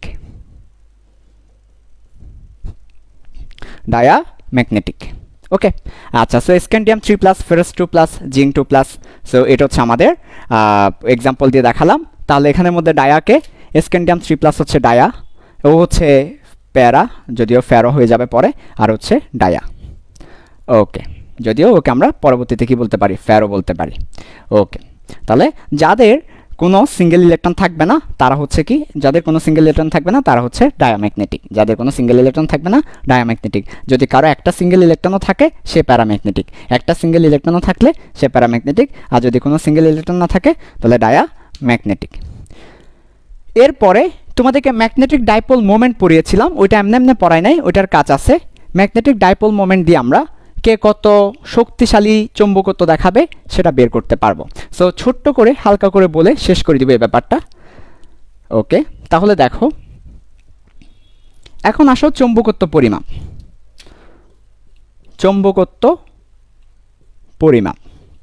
আমরা চৌম্বকত্ব পরিমাপ করব। তো চৌম্বকত্ব পরিমাপের ক্ষেত্রে আমরা বলেছিলাম ডাইপোল মোমেন্ট মিউ। তো ডাইপোল মোমেন্ট মিউর একটা ফর্মুলা আমি লিখে দিচ্ছি, n into n plus two root over তারপর বোর ম্যাগনেটন। এটা হচ্ছে লিখে রাখো ডাইপোল মোমেন্টের ফর্মুলা। ডাইপোল মোমেন্টের ফর্মুলা হচ্ছে root over n into n plus two into Bohr magneton. What is n and what is Bohr magneton, what is mu লিখে রাখো। মিউ হচ্ছে ম্যাগনেটিক ডাইপোল মোমেন্ট।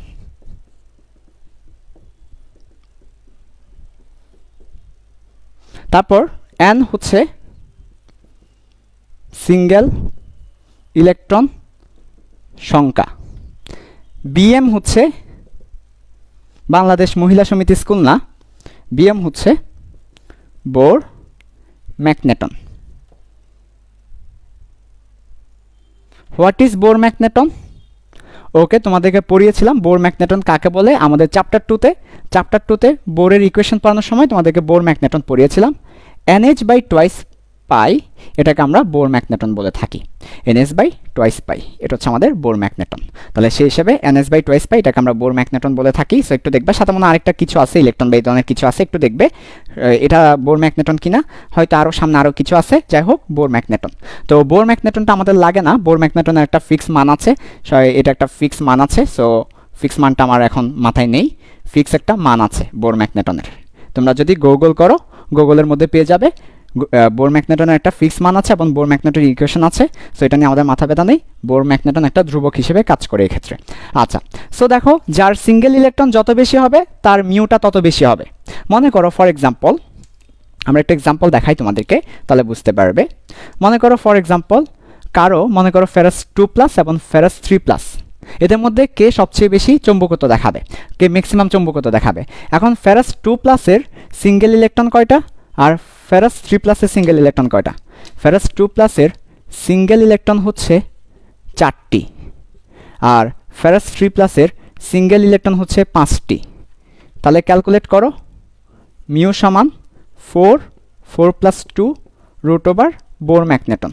তাহলে আমরা এখানে পাচ্ছি 424 রুট ওভার 24। আর এটা হচ্ছে ফেরাস 2+-এর ক্ষেত্রে। ফেরাস 3+-এর ক্ষেত্রে কত হবে? 5 + 2 root over Bohr magneton. Finally 35 root over Bohr magneton. So definitely 24-এর চেয়ে 35টা বেশি, সেজন্য ফেরাস 3+, ফেরাস 2+-এর চেয়ে বেশি চৌম্বকত্ব দেখাবে। তেমনিভাবে তোমাকে পরীক্ষায় বলতে পারে, তোমাকে পরীক্ষায় দিতে পারে ম্যাঙ্গানিজ 2+, ক্রোমিয়াম 3+, কোবাল্ট 3+, নিকেল 2+, তারপর তোমাকে দিতে পারে কপার প্লাস। এদের মধ্যে কে সবচেয়ে বেশি চৌম্বকত্ব দেখাবে? তোমাদের একটা প্রশ্ন, কে ম্যাক্স ম্যাগনেটিক ফিল্ড দেখাবে? এটা তোমাদের কাছে একটা আমার প্রশ্ন, তোমরা নিজেরা করে আমাকে জানাবে। এদের ইলেকট্রন বিন্যাস করে দেখাবে যে কে ম্যাক্স, এদের মধ্যে কে ম্যাক্স দেখাবে সেটা আমাকে গ্রুপে বা কমেন্টে জানাবে। এখন না, পরবর্তীতে করে দেখবে এদের মধ্যে কে সবচেয়ে বেশি চৌম্বকত্ব দেখাবে। কিসের উপর ভিত্তি করে? ডাইপোল মোমেন্টের উপর ভিত্তি করে। ফর্মুলা কি? n × n+2 root over Bohr magneton. ঠিক আছে? আচ্ছা, এই ফর্মুলা আসছে কোথায়? অ্যাগেইন ম্যাগনেটের চ্যাপ্টারে যেতেই হবে এগুলোর প্রমাণ দেওয়ার জন্য। আচ্ছা, so magnetic dipole moment, single electron সংখ্যা, বোর ম্যাগনেটন, এই হচ্ছে কথা। আশা করি বুঝতে পেরেছো। ঠিক আছে, তাহলে আমাদের ম্যাগনেটিক প্রপার্টি ক্লোজ, শেষ। ম্যাগনেটিক প্রপার্টি আমরা শেষ করেছি। সো তোমরা একটু আমাকে জানাও এদের মধ্যে কে সবচেয়ে বেশি করে দেখিও পরে। ওকে, আচ্ছা।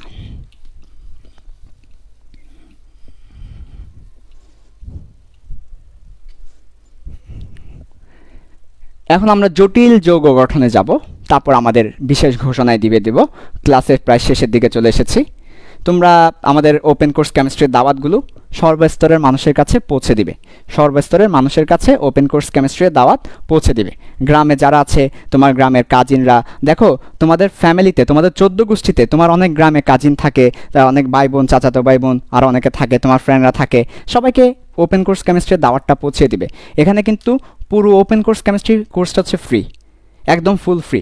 কিন্তু কখনোই আমি তোমাদেরকে ফ্রি হিসেবে পড়াইনি, ঠিক আছে? তোমরা ক্লাসগুলো করলেই বুঝতে পারবে।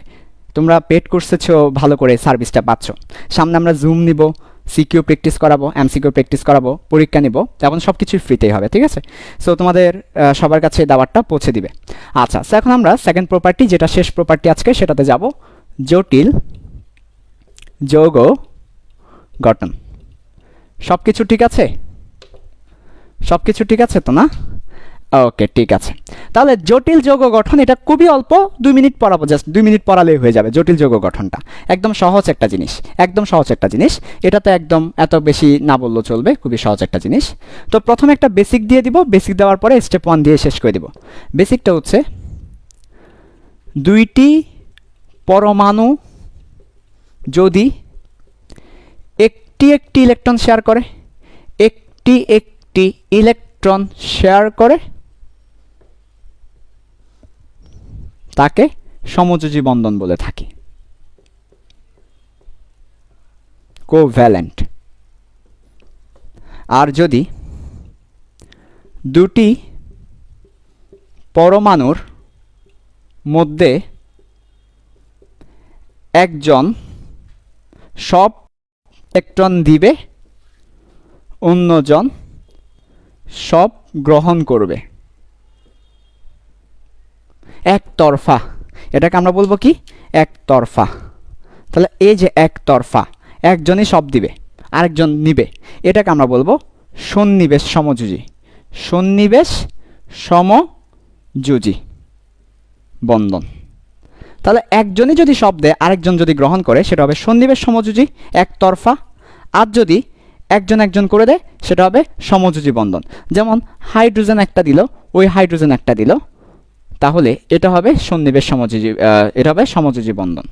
আর যদি এমন হয় যে অ্যামোনিয়া আসলো, অ্যামোনিয়া আসার পরে এই অ্যামোনিয়া নিজেই দুটা ইলেকট্রন, অ্যামোনিয়া আসলো, অ্যামোনিয়া আসার পর অ্যামোনিয়া নিজেই দুটো ইলেকট্রন দিয়ে দিল, এই দুটো ইলেকট্রন অ্যামোনিয়া দিয়ে দিল আরেকজনকে, সেটাকে আমরা বলবো সন্নিবেশ সমযোজী বন্ধন। তাহলে নিজেই যদি দুটো ইলেকট্রন দিয়ে দেয়, আরেকজন দুটো ইলেকট্রন গ্রহণ করে, সন্নিবেশ সমযোজী বন্ধন।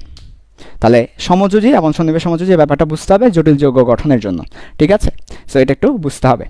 আচ্ছা, এরপরে তাহলে আমাদের বেসিকটা ক্লিয়ার, বেসিক ক্লিয়ার তো? সন্নিবেশ সমযোজীতে একজনই দুটো দিবে, আরেকজন নিবে, ঠিক আছে। এখন যিনি সন্নিবেশ সমযোজীতে দুটো ইলেকট্রন দিবে তাকে আমরা বলবো ইলেকট্রন দাতা, আর যিনি নিবে তাকে বলবো গ্রহীতা। তো যিনি দুটো ইলেকট্রন দিবে তার একটা সুন্দর নাম হচ্ছে লিগ্যান্ড। লিগ্যান্ড বলতে সন্নিবেশ সমযোজী বন্ধনে যে দুটো ইলেকট্রন সাপ্লাই দেয় সে হচ্ছে লিগ্যান্ড। আচ্ছা, তাহলে চলে আসো, জটিল যৌগ গঠনের জন্য একটা স্টেপই যথেষ্ট, সেটা আমরা দেখাচ্ছি। ডি ব্লক মৌলের ফাঁকা ডি অরবিটালে, ফাঁকা ডি অরবিটালে ইলেকট্রনের অভাব, সে অভাব পূরণ করতে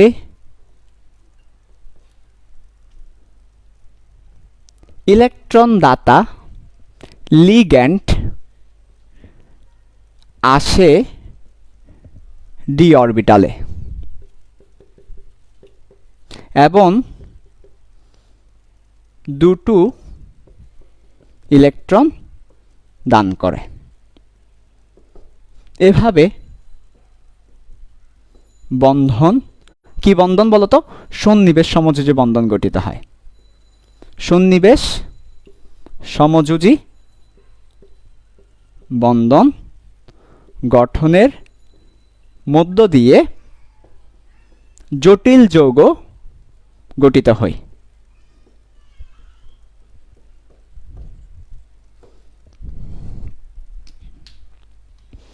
এটাই হচ্ছে জটিল যৌগ গঠন। পরীক্ষা আসলে এতটুকু লিখলেই হবে। সো সবাই একটু দ্রুত লিখে ফেলো। ডি ব্লক মৌলের ফাঁকা ডি অরবিটাল, ফাঁকা ডি অরবিটালে ইলেকট্রনের অভাব, সে অভাব পূরণ করতে ইলেকট্রন দাতা লিগ্যান্ড আসে ডি অরবিটালে, সে দুটি ইলেকট্রন দান করে। এভাবে সন্নিবেশ সমযোজী বন্ধনের মধ্য দিয়ে জটিল যৌগ গঠিত হয়। সো জটিল যৌগ গঠন শেষ আমাদের। খুব অল্প কথাই শেষ করে দিয়েছি, কারণ আছে। কেন অল্প কথায় শেষ করেছি? কারণ আছে নিশ্চয়ই, লিখে ফেলো তারপর বলছি।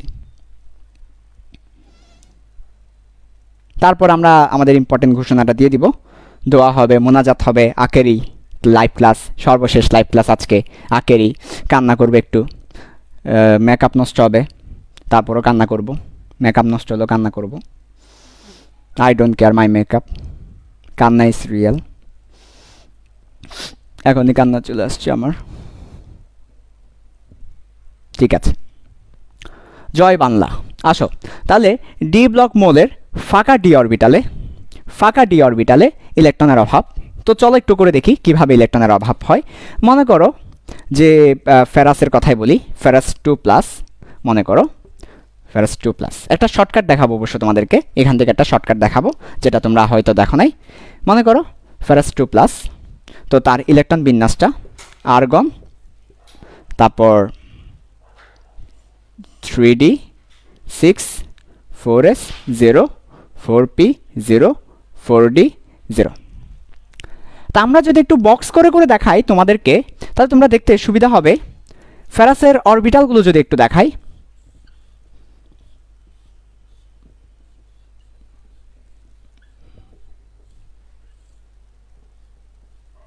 ওকে, আরও আছে, যাই হোক। তো ফেরাসের ফার্স্ট অফ অল 3D-তে এটা হচ্ছে 3d, এটা হচ্ছে 4s 4p 4d, 6টা ইলেকট্রন হয়ে যাবে পাশাপাশি। আগে বলেছি কেন তারা একসাথে হয়ে যায় সে ব্যাপারটা, লিগ্যান্ডকে জায়গা করে দেওয়ার জন্য। তাহলে কয়টা ফাঁকা ডি অরবিটাল আছে? 1টা 2টা 3টা 4টা 5টা 6টা। আর ওদিকে আছে, ওদিকে নাই।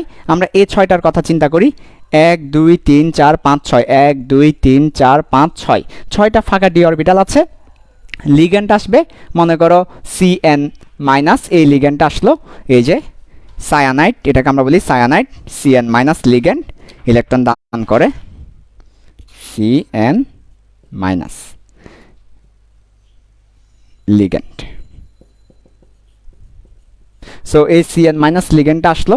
তাহলে Cn- লিগ্যান্ড আসার পরে এই যে দেখো সে ইলেকট্রন দান করবে। Cn- আসলো, ইলেকট্রন দান করবে। Cn- আসলো, ইলেকট্রন দান করবে। Cn- আসলো, ইলেকট্রন দান করবে। Cn- আসলো, ইলেকট্রন দান করবে। Cn- আসলো, ইলেকট্রন দান করবে। তাহলে এই যে 6টা ইলেকট্রন দান করে, তাহলে সে কি করবে? ফেরাসের সাথে একটা যৌগ গঠন করবে। যৌগটার নাম কি হবে? যৌগটার নাম হবে ফেরাস হেক্সাসায়ানাইড। সরি, এটা ফেরিক। ফেরাসের ক্ষেত্রে কি 6টা হবে? হ্যাঁ, হইতে পারে, ফেরাস হেক্সাসায়ানাইড। ঠিক আছে, ওকে, 6টা।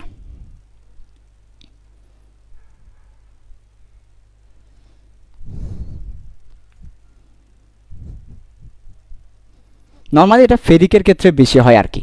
ফেরিক হলে এটা একটু 6টা আসে, ফেরাসের ক্ষেত্রে একটু কম হয়। ফেরিক হলে একটা ইলেকট্রন চলে যায়, তখন হচ্ছে 6টা আসতে সুবিধা হয়। ঠিক আছে, তো আমরা ফেরিকের জন্যই লিখি একটা ইলেকট্রন চলে যাবে। তোমরা একটু কষ্ট করে ফেরিক করে দাও, এটা ফেরিক হলে ভালো হয়। ফেরিকের ক্ষেত্রে আমাদের বইয়ে বিক্রিয়াটা দেখানো হয়েছে, ফেরাসের ক্ষেত্রে দেখায়নি। তো ফেরিক করে দাও, একটু কষ্ট করে ফেরিক করে দাও। এখানে 5টা দিয়ে দাও, তাহলে আর কিছু করতে হবে না, জাস্ট এখানে 5 আর এখানে ফেরিক করে দাও, তাহলে এটা সুন্দর করে মিলে যাবে। কেন মিলে যাবে? এই যে দেখো এখানে 2 আর এখানে 6, তাহলে ওর 3+ করে 6টা আর ওর মাইনাস করে 6টা, তাহলে আমার জারণ মানটা মিলে যাবে। আর যদি ফেরাস দাও তাও হবে, ফেরাস দিলে এটা আয়ন হবে আর কি। আচ্ছা, তো আমরা ফেরিকের জন্য দেখালাম। ঠিক আছে, তাহলে এটা হচ্ছে আমাদের জটিল যৌগ গঠন। তো আমরা বলেছি ডি অরবিটালে লিগ্যান্ড এসে ইলেকট্রন দান করে সন্নিবেশ সমযোজী বন্ধন গঠন করে। ডি অরবিটালে লিগ্যান্ড এসে সন্নিবেশ সমযোজী বন্ধন গঠন করে থাকে। ডি অরবিটালে লিগ্যান্ড এসে সন্নিবেশ সমযোজী বন্ধন গঠন করে থাকে। তো একটা ব্যাপার তোমাদের কাছে কনফিউজড মনে হচ্ছে বা তোমাদের কাছে কঠিন মনে হচ্ছে, ভাইয়া এই যে ভাইয়া এখানে তোমাদের কাছে একটা প্রশ্ন, ভাইয়া এখানে আসলো কিন্তু এখানে আসলো না কেন, আবার এগুলাতে কেন আসলো, এই ব্যাপারগুলো কেন হচ্ছে? মানে লিগ্যান্ড কোথায় আসবে, কতটা লিগ্যান্ড আসবে, দুটো প্রশ্ন তোমাদের কাছে। লিগ্যান্ড কোথায় আসবে, কতটা লিগ্যান্ড আসবে? এখানে 6টা লিগ্যান্ড আসছে, কোথাও 4টা আসবে, কোথাও 3টা আসবে, কতটা লিগ্যান্ড আসবে এবং কোথায় আসবে? এই যে দেখো এখানে সব ইলেকট্রন একপাশে চলে আসছে, কেন একপাশে চলে আসবে? আবার এখানে দেখো 4D খালি, 4D কেন খালি? অনেকগুলো প্রশ্ন না এই লিগ্যান্ড আসা নিয়ে? লিগ্যান্ড কোথায় আসবে, কেন আসবে, অনেকগুলো প্রশ্ন। এক কথায় জটিল যৌগ নিয়ে আরও অনেক তোমাদের জানার আছে। তো এসব কিছু নিয়ে আমরা এখন পড়াবো না, কারণ জটিল যৌগ পুরোটাই পড়াবো তোমাদেরকে শঙ্করায়নে। শঙ্করায়নে জটিল যৌগের শঙ্করায়ন নামে একটা কনসেপ্ট আছে। ওই কনসেপ্টে গিয়ে শঙ্করায়ন পড়ানোর সময় তোমরা সব ক্লিয়ার হয়ে যাবে, কতটা লিগ্যান্ড আসবে, কোথায় আসবে, কেন যুক্ত হবে। সেই জন্য আমরা তোমাদেরকে এখানে হালকা করে বলে দিচ্ছি, লিখে রাখো বাকিটা শঙ্করায়নে। কারণ সংকরায়ন পড়লেই কেবল তুমি এটা ভালো করে বুঝতে পারবে, সংকরায়ন ছাড়া তুমি এই ব্যাপারটা বুঝতে পারবে না। তাহলে জটিল যৌগের সংকরায়ন নামে একটা কনসেপ্ট তোমাদেরকে পড়াবো। জটিল যৌগের সংকরায়ন ওই কনসেপ্টটাতে এই ব্যাপারগুলোর বাকি ইতিহাস পড়াবো, যে কতটা লিগেন্ড আসবে, কোথায় যুক্ত হবে। আপাতত জাস্ট জেনে রাখো জটিল যৌগ কীভাবে গঠন হয় সেই ব্যাপারটা। এর মধ্য দিয়ে আমাদের ডি ব্লক মোলের প্রপার্টি ক্লাস শেষ, এক কথায় ডি ব্লক মোলের ক্লাস শেষ। ওকে, তাহলে ডি ব্লক মোলের ক্লাস শেষ করলাম মোটামুটি। তাহলে আমরা ডি ব্লক মৌল থেকে কি পড়েছি? ডি ব্লক মৌলের ধর্ম পড়েছি, তারপর রঙিন যৌগ গঠন নিয়ে গত ক্লাসে 1.5 ঘন্টা কথা বলেছি। আজকে চৌম্বকত্ব দেখিয়েছি তোমাদেরকে, ম্যাগনেটিক প্রপার্টি। তারপর জটিল যৌগ গঠন নিয়ে অল্প বলেছি, বাকিটা হচ্ছে সংকরায়নে পড়াবো। ওকে, ঠিক আছে, সংকরায়ন দরকার, সংকরায়ন ছাড়া তুমি এই ব্যাপারটা বুঝবে না ভালো করে। এখন হচ্ছে বিশেষ ঘোষণা, আমাদের আজকে বন্ধ হয়ে যাবে। তো আমরা একটু করে যে আমাদের কোর্স সম্পর্কে একটু করে বলি, কোর্সের আউটলাইন এবং ভবিষ্যতে কি করব সেই ব্যাপারটা তোমাদেরকে একটু করে তুলে ধরি। ওকে, তাহলে দেখো সেই ব্যাপারটা একটু তোমাদেরকে তুলে ধরি। ফার্স্ট অফ অল হচ্ছে আমরা চ্যাপ্টার 2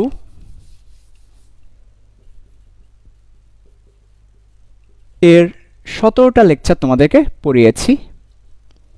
চ্যাপ্টার 3 এর 11টা লেকচার পড়িয়েছি, একটা লেকচার রেকর্ড দিব বলেছি, এখনও দেওয়া হয়নি। ওকে, এইটুকু পর্যন্ত পড়ালাম, ভালো কথা। এরপর আমাদের ঈদের বন্ধ আজকে থেকে। সো ঈদের বন্ধ, সবাইকে ঈদ মোবারক। তো ঈদের পর আমাদের আবার ক্লাস কখন হবে? তো ঈদ সম্ভবত 14 বা 15 তারিখ। সো তোমাদের ঈদের বন্ধ থাকবে 22 তারিখ পর্যন্ত। তাহলে 23 তারিখের পর থেকে খুলবে। সো 23 তারিখের পর থেকে শিডিউলে যেদিন থাকবে আর কি, অর্থাৎ 23 হতে আমাদের সব কিছু খোলা, আমাদের কার্যক্রম 23 হতে খোলা। তাহলে 23 হতে যদি খোলা হয়, 23 তারিখ যদি রবিবার হয় তো ভালো কথা, না হলে 24 তারিখ রবিবার হলে, বা যেদিন রবিবার বা মঙ্গলবার বা যেদিন হয়, তাহলে আমাদের 23 তারিখ হতে খুলবে। ঠিক আছে, আচ্ছা, ওপেন হবে। তো আমাদের তখন আবার ক্লাসটা হবে রাত 9টায়। আমরা রমজানের জন্য আমাদের টাইমটা চেঞ্জ করেছি, তখন আবার হবে রাত 9টায়, রবি, মঙ্গল, বৃহস্পতি, এই সিরিয়ালে আমাদের ক্লাসগুলো হবে। তাহলে ঈদের পরে রবি, মঙ্গল, বৃহস্পতি রাত 9টায় আমাদের আগে যে টাইমে ক্লাস হতো সে টাইমে ক্লাস হবে, এবং 23 তারিখের পর থেকে সেটা খুলবে। ঠিক আছে, ভালো কথা। তো এখন কথা হচ্ছে, এই যে তোমরা যে এতদিন এতগুলো ক্লাস করেছো, তোমাদের অনেকের মনে প্রশ্ন আছে, অনেক এই পড়াগুলো থেকে তোমাদের অনেকের প্রশ্ন আছে যেটা তোমরা খাতায় লিখে রেখেছো। তারপর তোমাদের এমসিকিউ সলভ করাতে পারলে একটু ভালো হইতো, সিকিউ সলভ করাতে পারলে একটু ভালো হইতো। সো এই যে প্রশ্ন নিয়ে, এমসিকিউ সলভিং নিয়ে, সিকিউ সলভিং নিয়ে তোমাদের জন্য তবারুক রয়েছে। তবারুক হিসেবে একটি অথবা 2টি জুম ক্লাস আয়োজন করব। তবে আজকে প্রথম জুম ক্লাসের কথা বলছি, অবস্থা বুঝে আরও একটি জুম ক্লাস আয়োজন করা যেতে পারে। এটা হচ্ছে তোমাদের তবারুক হিসেবে। এই ফুল কেমিস্ট্রি কোর্স করতে গিয়ে কারো যদি কোনো প্রশ্ন থাকে, কোনো এমসিকিউ, এরপরে হচ্ছে আমরা এমসিকিউ সলভ করব, সিকিউ সলভ করব, সেই জন্য তোমাদের জন্য একটা জুম ক্লাসের আয়োজন করা হয়েছে। আগামীকালকে ফ্রাইডে আমরা মোটামুটি সবাই ফ্রি থাকি, ফ্রাইডেতে আমাদের তেমন কোনো কাজ থাকে না। সো আগামীকালকে ফ্রাইডে অবশ্যই ইফতারের পর তোমাদের দাওয়াত তবারকের জন্য। ইফতারের পর দেখো আমরা কিন্তু টাইমটা ওয়েস্ট হয়, ইফতারের পর আমরা কিছুই করি না, শুয়ে থাকি। সো শুয়ে আমরা আগামীকালকে জুম ক্লাসটা করতেই পারি, তাই না? টায়ার্ড লাগলেও শুয়ে আমরা মোটামুটি জুম ক্লাসটা করতে পারি।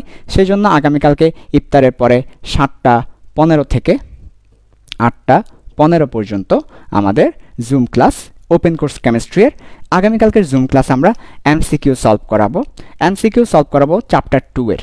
তাহলে আগামীকালকে জুম ক্লাসে কি করাবেন? আগামীকালকে জুম ক্লাসে আমরা চ্যাপ্টার 2 এর এমসিকিউ সলভ করাবো। এরপর কারো যদি কোনো প্রশ্ন থাকে সেটা জুমের চ্যাট বক্সে লিখবে, আমি চ্যাট বক্স থেকে যেসব প্রশ্নের অ্যান্সার দেওয়া যৌক্তিক মনে করব ওই সব প্রশ্নের অ্যান্সার দিয়ে দিব। কাউকে প্রশ্ন মুখে করতে দেব না, চ্যাট বক্সে লিখে দিবে প্রশ্নগুলো, আমি অ্যান্সারগুলো দিয়ে দিব। তারপর যদি কারো কথা বলতে হয় জুমে বলতে পারবে, সমস্যা নাই। আগামীকালকে চ্যাপ্টার 2 এর এমসিকিউ করাবো, সেই জন্য আমি তোমাদেরকে বলবো চ্যাপ্টার 2 এর লেকচারগুলো দেখে নিতে। আমাদের চ্যাপ্টার 2 এর সবগুলো লেকচার ইউটিউবে পাবা, ফিল সায়েন্সের ইউটিউব চ্যানেলে গেলেই সবগুলো লেকচার পাওয়া যাবে। প্লে স্পিড বাড়িয়ে দিয়ে তুমি দেখতে পারবে, 1 ঘন্টার ক্লাস আধা ঘন্টায় দেখতে পারবে প্লে স্পিড 2তে দিয়ে। সো আমি তোমাদেরকে বলবো সবগুলো লেকচার টেনে প্লে স্পিড বাড়িয়ে বুমের মতো করে এই লেকচারগুলো সবাই দেখে আসবে। অ্যাটলিস্ট নোট খাতা যারা নোট করেছো দেখো নোট করলে কী লাভ, আর যারা নোট করে নাই তাদের কী লস। যারা নোট করেছো তাদের লেকচার দেখার কোনো দরকার নেই, নোট খাতা দেখে আসলেই হবে। আর যারা নোট করে নাই তাদের লস, তাদেরকে ভিডিও দেখতে হবে। এবং যারা নোট করো নাই তারা জীবনে মানুষ হবে না, এত কষ্ট করে ক্লাস করেও কোনো লাভ হবে না। Note is very important, note থাকলে করার দরকার নেই, নোট খাতা দেখলেই হবে। যাই হোক, আগামীকালকে সবাই চ্যাপ্টার 2 দেখে আসবে। চ্যাপ্টার 2 এর এমসিকিউ করাবো। ভাইয়া কোন এমসিকিউগুলো? যেই এমসিকিউ বোর্ড পরীক্ষায় এসেছে অনলি। তাহলে আগামীকালকে বোর্ড পরীক্ষায় আসা সকল এমসিকিউ করিয়ে দিবেন ইনশাল্লাহ চ্যাপ্টার 2 থেকে। চ্যাপ্টার 2 থেকে বোর্ড পরীক্ষায় আসা সকল এমসিকিউ আগামীকালকে করে দিব 7টা 15 থেকে 8টা 15। তারপর তোমাদের কোনো প্রশ্ন থাকলে সেটা নিব। এরপর যদি দরকার হয় আরও একটা জুম ক্লাস দেবো, না হলে নাই। তো এই হচ্ছে আমাদের জুম ক্লাসের কারণটা কি, তোমরা যাতে প্রশ্ন করতে পারো সেই জন্য। আচ্ছা, তো তাহলে আমাদের আজকে এখানেই লাইভ ক্লাসটা শেষ হবে, মানে হচ্ছে আমাদের ঈদের আগে আর কোনো লাইভ ক্লাস নেই, ঈদের পরে। ঠিক আছে? আচ্ছা, তো এই হচ্ছে আমাদের তবারক। তোমাদেরকে বলেছিলাম আজকে লাইভ ক্লাসের পরে একটা বিশেষ ঘোষণা থাকবে তবারকের, সেটা। তারপর জুমের আইডি, জুমের আইডিটা আমি লাইভে দিয়ে দিচ্ছি, আমি আলাদা করে কোনো পোস্ট দিব না। যারা লাইভে শেষ পর্যন্ত থাকবে তারাই পাবে বলেছিলাম, পরে আর কোনো পোস্ট হবে না। আগামীকালকে 7টা 15 থেকে জুম শুরু হয়ে যাবে। যারা আসবে তারা জিতবে, যারা হারবে তারা পারবে না, যারা আসবে না। এখন এই জুমটার রেকর্ড থাকবে না। সব কিছুই যদি এত সস্তা করে দিই কেমন হবে? এই জুমের কোনো রেকর্ড থাকবে না। যারা জুমে লাইভে থাকবে তো থাকবে, নাহলে নাই। জুমটা হচ্ছে গ্রুপে হবে না, জুমেই হবে। জুমের মিটিং আইডিও দিয়ে দিচ্ছি, পাসওয়ার্ডও দিয়ে দিচ্ছি। ঠিক আছে? 404-420-2021, 404-420-2021 আর পাস দিয়ে দিচ্ছি। সো আগামীকালকে এই আইডি এই পাস দিয়ে ঢুকে যাবে। ঠিক আছে? ওকে, তো আগামীকালকে OCC হচ্ছে পাসওয়ার্ড, 3টায় ক্যাপিটাল লেটার আছে, 3টায় ক্যাপিটাল লেটার। OCC দিয়ে দিবা, ওপেন কোর্স কেমিস্ট্রি, OCC দিয়ে দিব, এটা হচ্ছে আমাদের পাসওয়ার্ড। আর 404-420-2021 হচ্ছে আমাদের মিটিং আইডি। ওকে, সো এই জুমের মধ্যে চলে আসবে আগামীকালকে সবাই। মোটামুটি আমাদের আয়োজন থাকবে তবারক হিসেবে, তোমাদের যত প্রশ্ন আছে করতে পারবে। আর চ্যাপ্টার 2 এর বোর্ড পরীক্ষার সকল এমসিকিউ সলভ করে দেওয়া হবে। এমসিকিউ কীভাবে ফার্স্ট অ্যান্সার করতে হয়, কীভাবে পরীক্ষায় ভালো করে এমসিকিউ পারতে হয়, সেসব শর্টকাট ট্রিক্সগুলো থাকবে। ওকে, এখন এটার কোনো রেকর্ড থাকবে না, এটার কোনো রেকর্ড দেওয়া হবে না, রেকর্ড থাকবেই না এক কথায়। সো এটা যারা আসবে তারা পারবে। তো জুমের আয়োজন করার একমাত্র উদ্দেশ্য হচ্ছে তোমরা যাতে আমাকে প্রশ্ন করতে পারো, তোমাদের প্রশ্নগুলো যাতে ক্লিয়ার হয় সে ব্যাপারটা। আচ্ছা, আর এরপর ঈদের পর আমরা হয়তো পরীক্ষা নিব। সো পরীক্ষা থাকবে। এক কথায় এই কোর্সটা পেড কোর্সের মতোই হবে, অর্থাৎ এমসিকিউ সিকিউ পরীক্ষা সব কিছু থাকবে, কিন্তু কোনো টাকা পয়সা নেওয়া হবে না। এটা হচ্ছে সবচেয়ে বড় কথা। আর এই বন্ধের মধ্যে যারা ক্লাসগুলো করে নেয় তারা করে নিবে, পাশাপাশি তোমাদের ফ্রেন্ডদেরকে বলতে থাকবে। এছাড়াও আমাদের ফিজিক্স কোর্স আছে, আইসিটি কোর্স আছে, chemistry second paper paid course শুরু হবে, অর্গানিক কেমিস্ট্রির কোর্স আছে, বায়োলজি কোর্স আছে, সোহেল স্যার, ম্যাথ কোর্স আছে, মেহেদি ভাইয়া, সুমাইয়া আপু, আমাদের সব সাবজেক্টের কোর্স আছে। তো তোমরা যদি কেউ আমাদের অন্যান্য পেড কোর্সগুলো কেমিস্ট্রি ফার্স্ট পেপার ছাড়া সব সাবজেক্টের পেড কোর্স আছে, অন্যান্য পেড কোর্সে কেউ পড়তে চাও, আমরা অন্যান্যদের চেয়ে সবচেয়ে কম টাকা দিয়ে পড়াই, সবচেয়ে ভালো কোয়ালিটি দিই। এটা হচ্ছে আমাদের 1 নাম্বার কথা। আমরা খুবই কম টাকা দিয়ে পড়াই, খুবই ভালো কোয়ালিটি দিই। অন্যান্যরা এক চ্যাপ্টার শেষ করে, 1 চ্যাপ্টার শেষ করে 3 থেকে 4 ক্লাসে, বিলিভ মি অর নট, এর জন্য তারা এক চ্যাপ্টারের পেছনে নিয়ে নেয় 2000-3000 টাকা। আর আমরা এক চ্যাপ্টার শেষ করি 1 মান্থ, 1 মাস ধরে পড়িয়ে, 1 মাসের কমে কোনো চ্যাপ্টার শেষ করি নাই, 1 মাস ধরে পড়িয়ে একটা চ্যাপ্টার শেষ করি, ওই পরিমাণ পড়ানো হয়।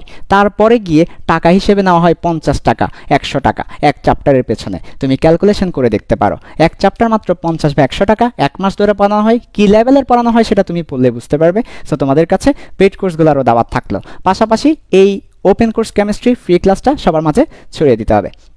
তো তোমাদের জন্য দোয়া করছি যে আল্লাহ তোমাদেরকে একটা ভালো জায়গায় চান্স পাওয়ার তৌফিক দান করুক। এই করোনার মধ্যে আসলে আমরা অনেকেই পড়াশোনা ছেড়ে দিয়েছি, এটা আসলে একটা ভুল কাজ আর কি। কারণ দেখো মেডিকেল পরীক্ষা কিন্তু হয়ে গিয়েছে। সো মেডিকেল পরীক্ষা হয়ে গিয়েছে, মেডিকেল পরীক্ষা যারা চান্স পেয়েছে তারা এখন কি, তারা এখন ডাক্তার, যারা চান্স তারা এখন কান্না করছে, আর কোনো পরীক্ষা হচ্ছে না, মেডিকেল হয়ে গিয়েছে। তো কারা মেডিকেলে চান্স পেয়েছে? 4000। পরীক্ষা দিয়েছে কত? 1 লাখ। 1 লাখ পরীক্ষা দিয়েছে, 4000 চান্স পাইছে। কারা ওই 4000? ওই যারা করোনার মধ্যে পড়াশোনা চালিয়ে গিয়েছে, যত প্রতিকূলতা আসুক পড়াশোনা যারা চালিয়ে গিয়েছে। আর যারা চান্স পায় না তারা তো নাই। তার লাভ কি হইল? 12 বছর ধরে তুমি পড়াশোনা করছো, সেই ক্লাস 1 থেকে শুরু করে ইন্টার সেকেন্ড ইয়ার পর্যন্ত তুমি পড়াশোনা করছো, তারপর তুমি কোথাও চান্স পাও নাই। তারপরে গিয়ে একটা প্রাইভেট ইউনিভার্সিটিতে ভর্তি হবে, 2 বছর পর 10 লাখ 20 লাখ টাকা প্রাইভেট ইউনিভার্সিটিকে দিবে, বের হওয়ার পর ব্যবসা করবে। কি চরম মানে বেকুপের কাজ, এটা চিন্তা করো তুমি। তো লাভ কি হইলো? এত কষ্ট করে 12 বছর ধরে একটা পড়াশোনা করলাম কিসের জন্য? 12 বছর ধরে আমি হেঁটেছি, হাঁটার পরে এসে দেখি যে আমি ভুল পথে হাঁটলাম, তো লাভ কি হইলো? আমি কিছু পাইলাম না। 12 বছর ধরে আমি হাঁটলাম, হাঁটার পর আমি কিছু পাইনি, লাভ কি হয় হাঁটার? তো কারা আসলে পাবে, কারা পাবে না? বুঝতে পারছো কারা পাবে কারা পাবে না? সবাই কিন্তু পড়াশোনা করছে না, পড়াশোনার নামে অন্যান্য কাজ করছে, পড়াশোনা করছে না। যারা কষ্ট করে এই 2 বছর, এই 1 বছর inter first year second year কষ্ট করে পড়তে পারবে, কষ্ট, এটা অনেক কষ্ট, এই ত্যাগ দিতেই হবে তোমাকে, কোরবান করতেই হবে, কোরবান তোমাকে করে ফেলতে হবে। কিসের কোরবান? সব কিছুর কোরবান তোমাকে করতে হবে এটার জন্য। তাহলে তুমি জাস্ট 1 বা 2টা বছর পর কোরবানের ফসল পেয়ে যাবা। তারপর তুমি যা ইচ্ছা লাইভে করো, সমস্যা নাই। লাইভে যা ইচ্ছা ইউ ক্যান করতে পারো, সমস্যা নাই। কারণ তোমার কিন্তু আলটিমেট গোল হয়ে গেল, তোমার নামের পাশে একটা ডাক্তার ট্যাগ লেগে গেলো, ইঞ্জিনিয়ার ট্যাগ লেগে গেলো, বুয়েট লেগে গেলো, ডিএমসি লেগে গেলো, তাই না? এটা হচ্ছে কথা। ঠিক আছে, তো তোমাদের মোটামুটি সবাইকে বলবো ক্লাসগুলো করার জন্য, সব সাবজেক্টের ক্লাসগুলো করার জন্য। আর অবশ্যই কোয়ালিটি মেনটেন করে পড়াশোনা করতে হবে। শুধু পড়লাম হলো না, আমি যেটা পড়বো সেটা আমাকে আর যেন পড়তে না হয়। আজকে পড়লাম, কালকে আমার কোনো লাভ হলো না। কোয়ালিটি মেনটেন করতে হবে। আজকে কোয়ালিটি নেই, হাজার হাজার ফ্রি ক্লাস, প্রত্যেকটা গ্রুপে ঢুকলেই দেখা যায় ফ্রি ক্লাস, কোয়ালিটি নেই, বেসিক নেই। বইয়ের কথাগুলো তো আমি নিজেও পড়তে পারি, লাভ কি? উচিত বেসিক দেওয়া, উচিত পড়াগুলোকে গুছিয়ে দেওয়া, একটা স্টুডেন্ট যাতে সহজে পড়তে পারে, সহজে বুঝতে পারে, সহজে অ্যান্সার করতে পারে, পরীক্ষা ভালো করতে পারে। কিন্তু কোয়ালিটি নেই। আমি তোমাদেরকে বলবো কোয়ালিটিফুল পড়াশোনা করো, না হলে ধরা খাবে। টাইম ওয়েস্ট করতেছো নর্মালি, আপনি যেমন তেমন করে পড়ে গেলে টাইমটা ওয়েস্ট। 1 বছর শেষ, ফার্স্ট ইয়ারদের, সেকেন্ড ইয়ারদের 2 বছর শেষ। কিন্তু তুমি দেখো কোয়ালিটি না থাকার কারণে, কোয়ালিটিফুল পড়াশোনা না করার কারণে যা পড়ছে ওই সবই বৃথা। 2 বছর বৃথা, সামনে কি আরও বৃথা করতে চাচ্ছ? না। সেই ব্যাপারগুলো একটু মাথায় রাখবে। যাই পড়বো আগে বুঝাও এ পড়াটা তোমার কাজে আসবে কিনা, কোয়ালিটি আছে কিনা, বেসিক আছে কিনা, পড়াশোনাগুলো পড়ে আসলে লাভ আছে কিনা, নাকি স্টাইল চেঞ্জ করতে হবে। যদি দেখো স্টাইল চেঞ্জ করতে হবে, স্টাইল চেঞ্জ করে ফেলো। আবার বলছি, সবাই কিন্তু চান্স পাবে না বুয়েটে, 1000 চান্স পাবে, সবাই কিন্তু চান্স পাবে না মেডিকেলে, 4000 চান্স পাবে। কারা সে 4000, কারা সে 1000? যাদের পড়াশোনার স্টাইল হবে কোয়ালিটিফুল, বেসিকওয়ালা। এমনি বইয়ের গদবাদা পড়ালেখা করে লাভ নাই, বইয়ের মধ্যে অনেক কথা লেখা আছে, গদবাদা, লাভ নেই। সো এই ব্যাপারগুলো মাথায় রাখবে। তো সবাইকে ঈদের শুভেচ্ছা, ঈদ মোবারক, আমার জন্য দোয়া করবে, ভালো থাকবে। আর আমাদের কেমিস্ট্রি ক্লাসে দাওয়াত দিবে, ঈদের পর আবার দেখা হবে। আসসালামু আলাইকুম ওয়া রাহমাতুল্লাহি ওয়া বারাকাতুহু।